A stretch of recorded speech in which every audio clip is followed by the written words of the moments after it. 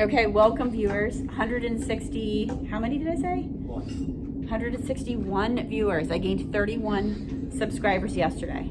So fire. Okay, can we just talk about my t-shirt first? Look at this. Playoffs start tonight. It's got all the names and numbers of the players in the back. So fire. Love it. Okay, so today we are going to continue reviewing simplifying radicals in a little different way. So the first problem is root 5, the quantity squared. What does that mean? That it's actually 5 because that means root 5 times root 5. And as we know, that's equal to the square root of 25, which we don't even really need to write because we know that's just going to be 5 as we learned last class. How am I doing? Good times. You need this sheet.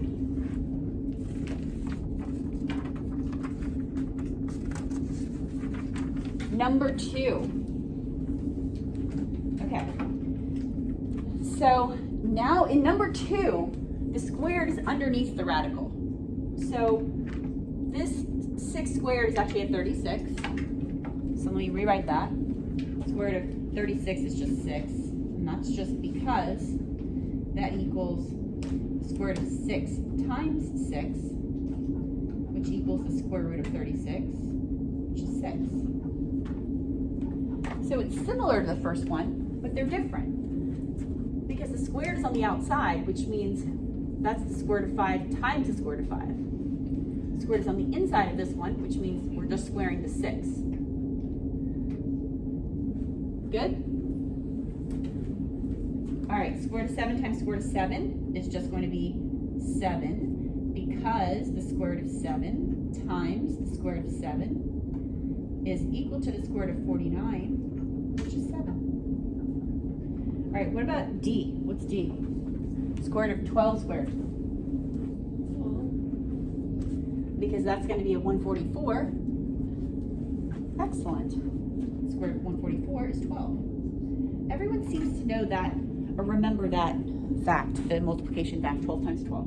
But the other 12s people have trouble with remembering. All right, what does this mean? This quantity in the parentheses is being squared. I don't like how this is written. I'm going to write underneath it. So that means 2 root 5 times 2 root 5. Now we can multiply the 2's and we can multiply the root 5's. So 2 times 2 is 4. And root 5 times root 5 is what? Which is? 5. So that's 4 times 5. I'll just put 4 times 5 there. It doesn't even really matter what to write in those spaces. As long as we understand what's happening. All right, these are the tricky ones because we have to simplify these radicals into the largest perfect squares that go into these numbers and then pull that largest perfect square out.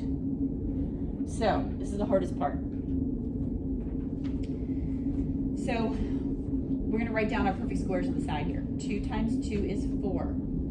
3 times 3 is 9. 4 times 4 is 16. 5 times 5 is 25.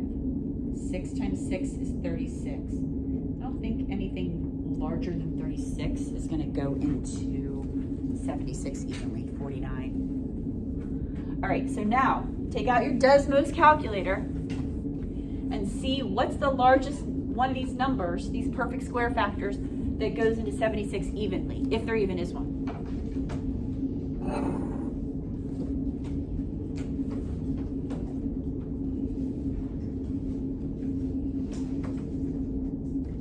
Deshaun, come to my video. Give me a W. We have playoffs tonight. It's my wide receiver. America, we're going to kick some butt tonight. Okay. 36, does it work? Does it go in? 25? Has anyone tried 16? Okay. What about 9? No. 4? Yes. We have anything 4 goes in? Okay. 4 times what is 76? 19. Okay. So this is equal to the square root of 4 times the square root of 19. Square root of 4 is 2. So that's just 2 root 19. Done. That wasn't too bad. It's so much easier in geometry than when you first learned it in Algebra 1. I know you didn't learn it last year because we were online, but. All right, let's go to 80. See if you can do the same steps there. Just start dividing these numbers in and see if you can get the largest perfect square that goes into 80.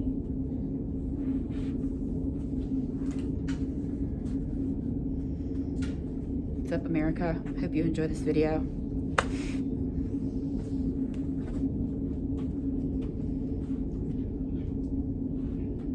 What are we looking at here?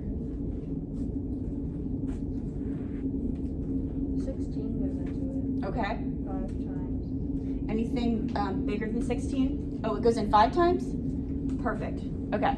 Because now I can rewrite this as the square root of 16 times the square root of 5. Square root of 16 is 4. So that's just 4 root 5.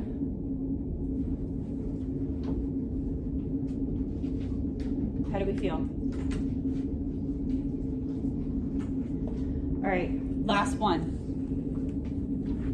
I mean, this is as hard as it gets for simplifying radicals. What about 63? What's the largest perfect square that goes into 63? 9.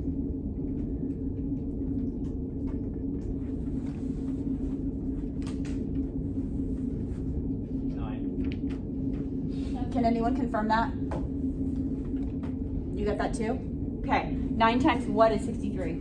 7. Okay, so we've got square root of 9 times square root of 7. Square root of 9 is 3, so that's 3 root 7. That's it. That's all there is to simplifying radicals. You're going to need that skill. All right, let's do some trickier problems, and then we are done. I also don't like how this is written out, but it's okay. So this is equal to 5 times. How are we going to break up 12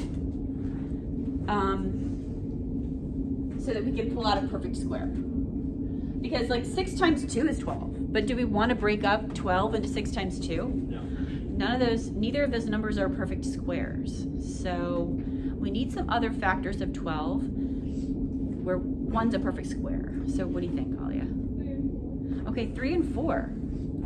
So this 12 I can rewrite as the square root of 3 times the square root of 4. Well, that's just 5 times the square root of 3 times 2.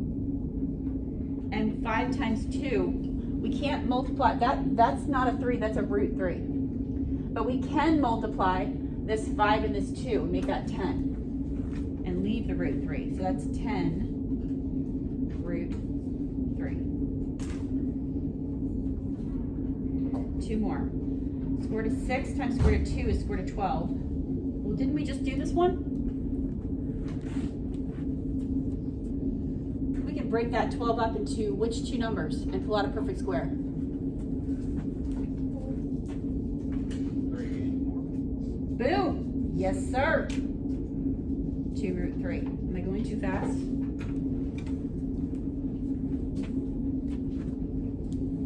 Last one. This is equal to, I'm just going to put the 3 and the 2 first. 3 times 2 times root 5 times root 3. Because 3 times 2 is 6, and 3 times 5, that's the square root of 15. The last thing we need to do is just look at this, 6 root 15, and see if it can be simplified. Are there any perfect squares that go into 15? The only perfect squares smaller than 15 are 4 or 9. Yeah, neither one. So we're done. That's it. So 15, it's not a prime number. There are factors of 15, but there are no perfect square factors of 15, so it's completely simplified. Nice job. All right. Thanks for coming out.